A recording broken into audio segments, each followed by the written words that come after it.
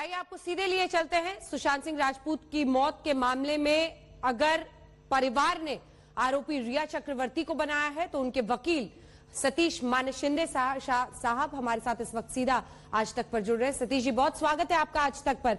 सतीश जी, मेरा पहला सवाल आपसे यही, 4 दिन 35 घंटे की पूछताछ रिया से और उसके बाद माता पिता से भी पूछताछ हुई है। जिस तरह से मामला आगे बढ़ रहा है, किस तरह की जानकारी, आप अपने क्लाइंट्स के साथ टच में होंगे, क्या बता रहे हैं वो आपको? जो इन्वेस्टिगेशन चालू है उसके बारे में मैं बोलना नहीं चाहता हूं, क्योंकि इन्वेस्टिगेशंस अभी भी कंप्लीट हुए नहीं हैं जी, और मैं समझता हूं कि वो उचित नहीं है। फिर भी आपको फीडबैक तो मिल रहा होगा कि जिस तरह से पूछताछ हो रही है उसके बारे में वो क्या बता रहे हैं आपको? सब जो भी इन्वेस्टिगेशन चालू है, हाँ। उसने जो बॉम्बे पुलिस और ईडी के सामने जाकिर की थी वही लाइन पे चल रही है।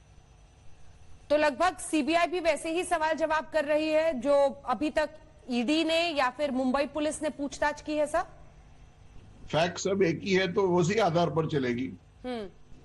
नहीं, क्या ये क्लैरिटी आ गई है कि हत्या नहीं या फिर आत्महत्या नहीं, इस पर कुछ क्लैरिटी, कुछ समझ में आ रहा है? रिया को कुछ पता नहीं है और मैं इसके बारे में टिप्पणी नहीं करना चाहता हूं, क्योंकि जब भी उनकी जानकारी होगी और जब भी इन्वेस्टिगेशन खत्म होंगे, मेरे ख्याल से वो पूरी अपनी चार्जशीट फाइल करेंगे कोर्ट में, अगर है तो कुछ। लेकिन रिया का पक्ष आप हमेशा रख रहे हैं और उनकी बातचीत, अब चूंकि आप ही वकील हैं, लेकिन सवाल यह है कि परिवार का यह कहना है कि रिया चक्रवर्ती ने हॉस्टेज बनाकर मुंबई में रखा उनके बेटे को, जिसकी वजह से उनकी मानसिक सेहत के बारे में, उनके जो भी अगर ड्रग्स का ये मामला था, इस बारे में उन लोगों को सही जानकारी नहीं मिल रही थी। इस पर क्या जवाब होगा आपका?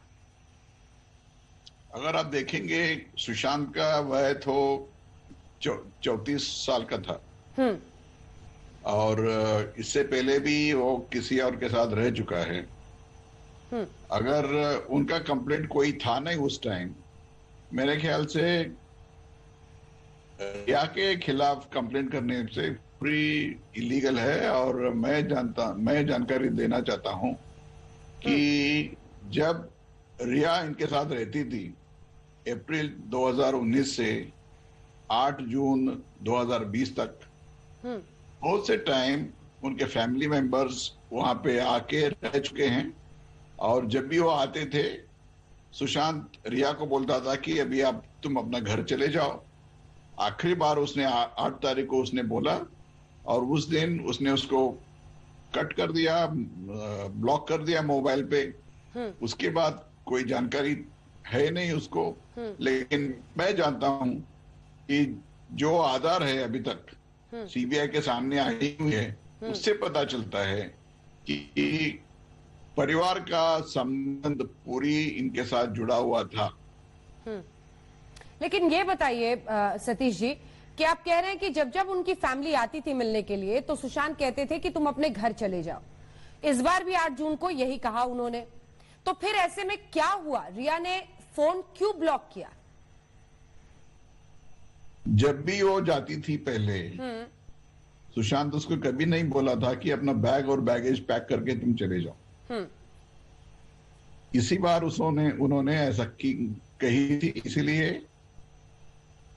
रिया समझी कि 8 तारीख के बाद जब उसने उससे बोला घर जाने को, चली गई अपने बैग और सब सामान लेके।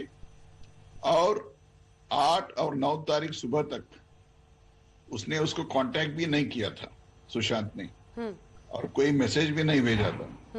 9 तारीख को उसने एक मैसेज भेजा, हाय बेब हाउ आर यू।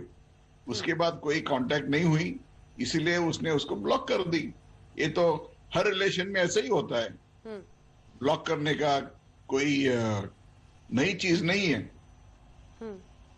लेकिन आपने बताया ना कि उस दिन 8 जून को सर जी 10 तारीख को सुशांत ने रिया के भाई को कांटेक्ट किया था और उसने बोला कि please take care of your sister. लेकिन इस बार कुछ तो अलग था ना सर, तभी बैगेज के साथ जाने को अगर कहा, मान लीजिए सुशांत ने ही कहा, तो ये तो बताता है ना कि या तो पूरी तरह से ब्रेकअप की स्थिति थी, ये वाली लड़ाई आर पार की थी। अगर आप शादीशुदा हो और या कोई रिलेशनशिप में हो, अगर कोई आपका बॉयफ्रेंड या हस्बैंड आपको बोलेगा कि आप बैगेज पैकअप लेके चले जाओ पैकअप करके, तो आप उसी टाइम आप समझेंगे, तब तक आप नहीं समझेंगे। तो मतलब आप कह रहे हैं कि सारा का सारा फैसला एक ऐसे व्यक्ति के सिर पर डाल दो जो अब अपने आप को डिफेंड करने के लिए है ही नहीं। क्योंकि अगर किसी के भी रिश्ते की आप बात करें सर, तो ये हमेशा कहा जाता है कि ताली कभी भी एक हाथ से नहीं बजती है। क्योंकि आप सामान्य ज्ञान की बात कर रहे हैं, इसीलिए मैं भी आपसे पूछ रही हूँ। लड़ाई होती है तो जो दोनों उस दिन हुआ, मैं आपको बोला इसके बारे में ज्यादा टिप्पणी करने की जरूरत है ही नहीं है। अगर आप समझते हो कि हर औरत अपना रिस्पेक्ट वगैरह छोड़ के वापस चले जावे, मैं नहीं जानता हूं कि आप ऐसे रिलेशनशिप में रहोगे। नहीं, ये मैंने नहीं कहा। आप जानबूझ के सवाल को गलत तरफ मोड़ रहे हैं सर। मैंने तो सिर्फ ये पूछा। मैं मोड़ नहीं ला रहा हूँ, मैं सिर्फ ये पूछ रही हूँ सर। मैंने बोला आपको, सतीश जी, मैं सिर्फ ये पूछ रही हूँ कि क्या एक तरफा फैसला था ये? सिर्फ सुशांत ने कहा तुम चले जाओ, या दोनों में लड़ाई हुई थी? मैं तो सिर्फ ये पूछ रही हूँ। और लड़ाई होती है तो दोनों एक दूसरे के खिलाफ होते हैं, ब्रेकअप होता है तो दोनों एक दूसरे पर बात कहते हैं। सिर्फ ये कह देना कि सुशांत ने घर से निकाल दिया। 8 तारीख सुबह को रेहा और सुशांत के बीच में बहुत बातचीत हुई थी, क्योंकि रेहा ने देखा कि सुशांत के फोन पे बार बार उसके बहन की मैसेज आ रहे थे अपने मेडिसिन के बारे में। जो वो मेडिसिन ले रही थी उसका प्रिस्क्रिप्शन वो अपने भाई को भेज रही थी। तो रिया ने सुशांत को बोला कि आप ऐसे मेडिसिन ले नहीं सकती हो, क्योंकि जो मेडिसिन आपको दिया जा रहा है कोई डॉक्टर का प्रिस्क्रिप्शन नहीं है। तो बाद में उसके बहन प्रियंका ने दिल्ली से मैसेज भेजा कि ये प्रिस्क्रिप्शन है। तो प्रिस्क्रिप्शन देखने के बाद पता चला रिया को कि ये प्रिस्क्रिप्शन डॉक्टर ने इनको विदाउट एग्जामिनेशन न करते हुए उसको दिया था। इसीलिए इनके बारे में बातचीत हो गई और उस टाइम रिया ने उसको बोला कि अगर बॉम्बे में हम डॉक्टर को मिलके आ चुके हैं और वो डॉक्टर्स आपके मेडिसिन दे रहे हैं सुशांत को जी, अगर आप वो नहीं ले रहे हो, इसको नहीं लेना चाहिए। सुशांत ने बोला कि नहीं, अगर मेरी बहन बोल रही तो मैं वही लूंगा। उसके बाद उनकी थोड़ा वाद हुई तो सुशांत ने उसको बोला कि आप निकल जाओ बैग लेके। सतीश जी, मैं बस यही पूछ रही थी जो अब आपने बता दिया है। तो आप कह रहे हैं कि चूंकि प्रियंका ने वहां पर अपने ही लेवल पर बातचीत करके डॉक्टर से दवा भेजी, उसको लेकर ये पूरी दोनों में अनबन हुई थी, जिसके बाद अभी पता चलता है कि वो जो प्रिस्क्रिप्शन उसने भेजी थी 12:30 बजे या 12:40 को, वो टोटली फर्जी है, फोर्ज डॉक्यूमेंट है। क्योंकि उसमें लिखा हुआ है कि सुशांत ओपीडी पेशेंट है। सुशांत तो बॉम्बे में था, ओपीडी पेशेंट कैसे बन सकता है? नंबर 1। नंबर 2, वो डॉक्टर साहब ने सुशांत को कभी एग्जामिन किया ही नहीं है। तो ऐसे आदमी डॉक्टर सुशांत को कैसे आप मेडिसिन दे सकता है? तीसरी बात, अभी पता चलता है वो डॉक्टर साहब जो है प्रिस्क्रिप्शन दिया था वो तो कार्डियोलॉजिस्ट है, he is not a psychiatrist भी नहीं है। ठीक है, तो ऐसे आदमी गलत कर कह सकता है। ठीक है। और ऐसे आदमी को जो मेडिकल सर्टिफिकेट दिया है या प्रिस्क्रिप्शन अपना मेडिकल काउंसिल का सर्टिफिकेट मिला है प्रैक्टिस करने को, उसको भी रद्द करना चाहिए। हम उसको प्रोसिक्यूट करेंगे क्योंकि इसने ने गलत प्रिस्क्रिप्शन दिया है, फर्जी वाला दिया है, फैमिली भी इन्वॉल्व है। इसके बाद उनका कोई टिप्पणी है ही नहीं है। लेकिन ये इंसिडेंट जो आप बता रहे हैं सर, ये 2 बातों को प्रमाणित करता है। क्योंकि आप भी एक वकील हैं, आप मुझे करेक्ट कीजिएगा अगर मैं गलत हूं, लेकिन सवाल तो बनता है। और वो सवाल ये है कि सुशांत 8 जून को भी अपनी बहन के फैसले को रिया के फैसले से ज्यादा वैल्यू कर रहे थे, जिसकी वजह से ये लड़ाई हुई।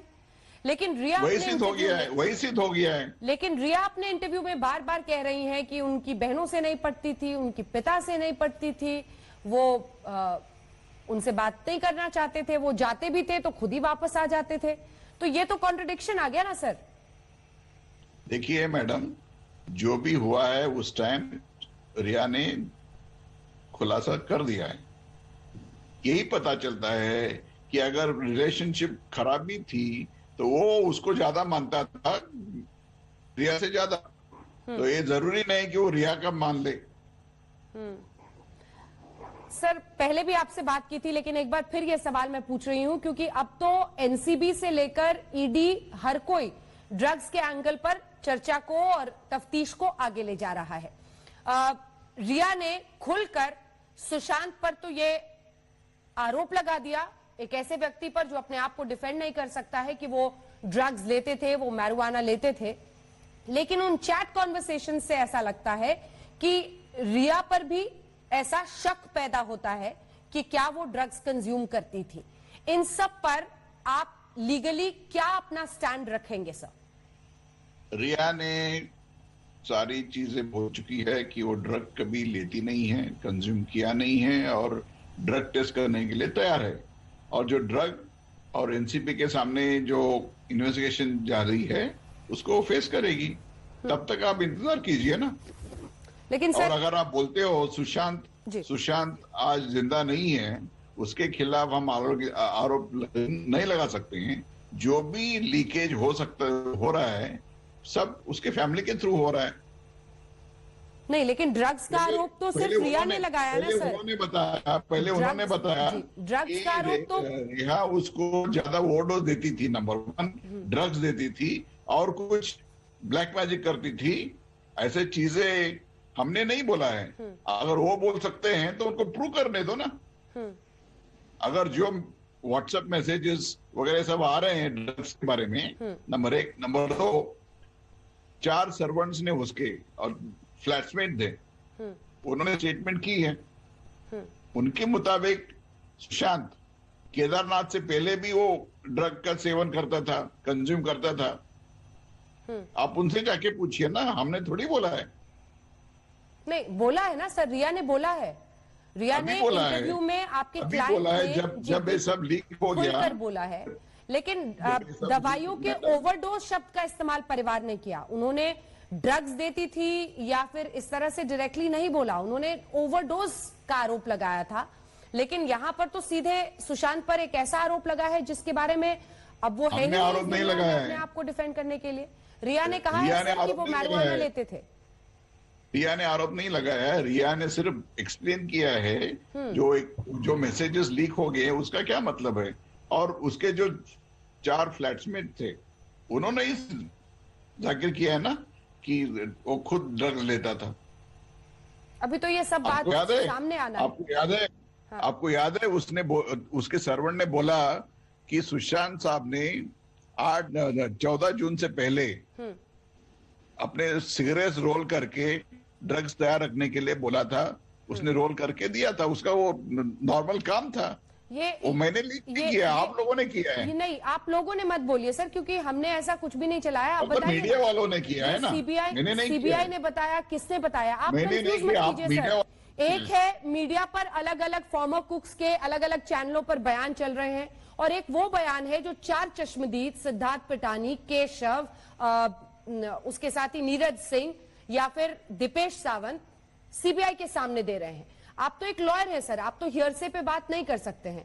क्या आपके पास इनके बयान का कोई हिस्सा है जिसमें वो कह रहे हो, ऐसा आरोप लगा रहे हो? उन्होंने दिया है, मेरे को नहीं पता जी। लेकिन मुंबई पुलिस और ईडी के सामने उन्होंने स्टेटमेंट की है, वो सब मीडिया में है ना, आप एग्जामिन कीजिए। मैंने तो नहीं रिलीज किया ना।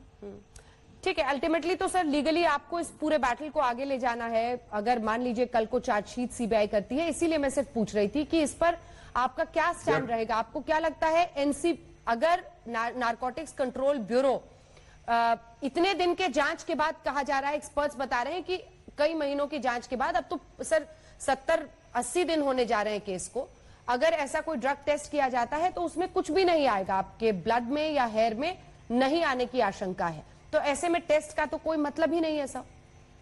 मैडम जी, जो भी आधार पर एनसीबी या सीबीआई या ईडी चार्जशीट फाइल करेगी, उसी आधार पे हम चलेंगे। अगर टेस्ट है तो हम टेस्ट कराएंगे, अगर टेस्ट उनको नहीं करना है या उनके पास और कोई एविडेंस है तो हाजिर करने दो, उसके बाद हम केस लड़ेंगे ना। उससे पहले तो हम अपना स्ट्रेटेजी नहीं बताएंगे आपको।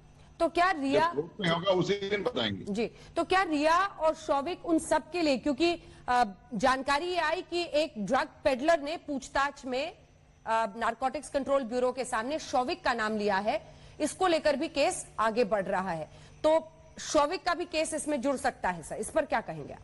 मेरे पास कोई जानकारी नहीं है, जब आएगी मैं आपको बताऊंगी। ठीक है, अब थोड़े पुराने जनवरी के महीने पर चलते हैं सर, और जो लगातार आरोप लगे और उस पर रिया ने भी आज तक से एक्सक्लूसिव बातचीत पे पूरी अपनी बात कही थी, लेकिन मैं आपसे इसलिए पूछ रही हूँ क्योंकि लीगली जब ये फोन कॉल रिकॉर्ड्स दिखाए जाएंगे या फिर इन सब के जरिए जांच सीबीआई की आगे बढ़ेगी, क्या आपको लगता है मुश्किल होगा समझाना? क्योंकि अपना बर्थडे कोई भी व्यक्ति अपने सबसे अजीज लोगों के साथ बिताता है, और मुंबई से पंचकुला अपनी बहनों के पास गए थे सुशांत सिंह राजपूत 21 जनवरी को अपना बर्थडे मनाने। ऐसे में कई कॉल्स करके परिवार का आरोप है कि रिया ने ही बुला लिया था उनको। वो कोई बच्चा नहीं था कि मैं उसको बुला लूं। आपने सर रिया मतलब वही मैं बोल रहा हूँ। रिया बच्चा नहीं था कि उसको मैं बुलाऊं और वो आ जाएगा।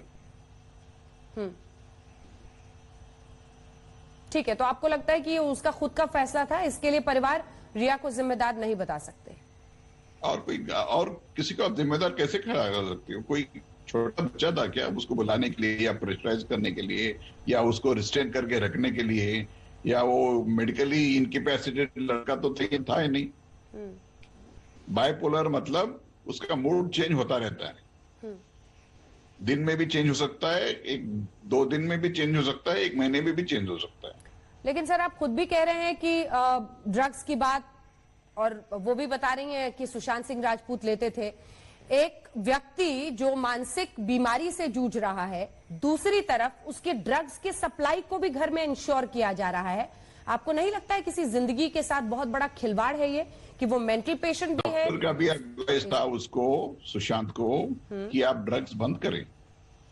आप जो 5 डॉक्टर हैं ना, उनका जो जानकारी है या इन्वेस्टिगेशन है, आप उसको पढ़ लीजिए, बाद में आप मुझे पूछ लीजिए।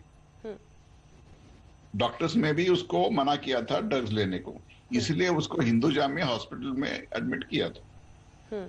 आपको जानकारी होगी, उसको हॉस्पिटलाइज किया गया था।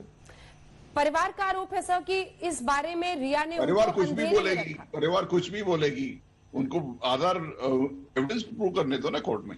उनका कहना है कि रिया ने ये सब हमें अंधेरे में रखा, हमें नहीं बताया कि मानसिक बीमारी भी है और ड्रग्स भी ले रहे हैं, ये खुलकर हमसे नहीं शेयर किया, क्योंकि बातचीत नहीं थी। रिया खुद भी कह रही है मेरे रिश्ते खास नहीं थे।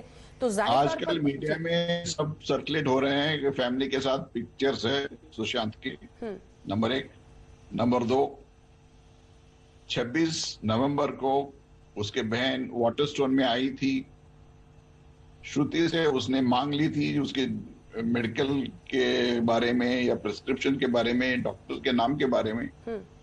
तीसरी बात, आपको पता है कि फरवरी में वो आई थी उसकी बहन आईपीएस ऑफिसर ओपी सिंह के साथ, उसके भी फोटो रिलीज हो चुके हैं।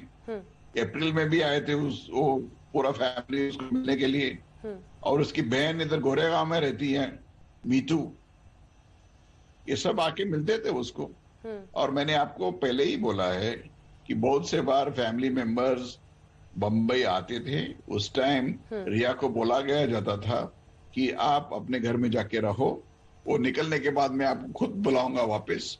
उसी तरह सुशांत रिया को फोन करके वापस बुलाता था, तो आती थी। तो यही होता है ना, यही सिद्ध होता है कि फैमिली वाले टच में थे, उनको कोई रिस्ट्रेंट तो नहीं किया था फैमिली को। ठीक है सर, एक आखिरी सवाल आपसे। ये सवाल मैंने पहले भी पूछा है, लेकिन मैं फिर भी पूछ रही हूँ क्योंकि देश में कई लोगों के मन में है, इसीलिए पूछ रही हूँ। आखिरी सवाल आपसे, देखिए बतौर वकील आप इस पूरे केस को डिफेंड कर रहे हैं, आपको भी पता है कि किन पहलुओं पर आपको अपने आप को मजबूत करके पक्ष रखना होगा आने वाले वक्त में, लेकिन क्या आपको भी इस बात का एहसास नहीं है कि ड्रग्स को लेकर जो ये जांच चल रही है, कई नाम निकल रहे हैं, इधर से उधर से व्हाट्सएप चैट आ रहे हैं, ड्रग पेडलर्स, बॉलीवुड में बांद्रा में ड्रग्स की पार्टीज होना, ये सब ऐसी क्लिंचिंग चीजें हैं जो कि पेडलर्स के थ्रू मामला बिगड़ सकता है और ये पार्ट डिफेंड करना आपके लिए बतौर वकील मुश्किल हो सकता है। सतीश जी, देखिए मैडम, जो भी आधार पर एनसीबी चार्जशीट फाइल करेगी वो एविडेंस देख के मैं अपने क्लाइंट को डिफेंड करूंगा।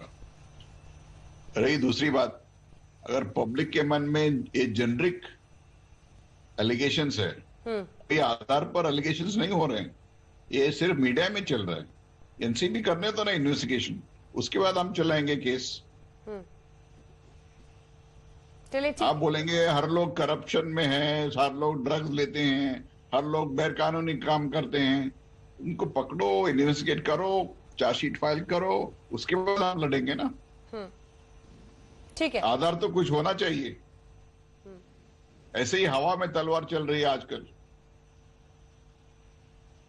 ठीक है, चलिए, हवा में तलवार चल रही है या किसी पर तलवार लटकी है, ये जांच से ही साफ होगा। बहुत बहुत धन्यवाद आपका सतीश मानसिंह जी, धन्यवाद मैडम आज तक पर जुड़ने के लिए।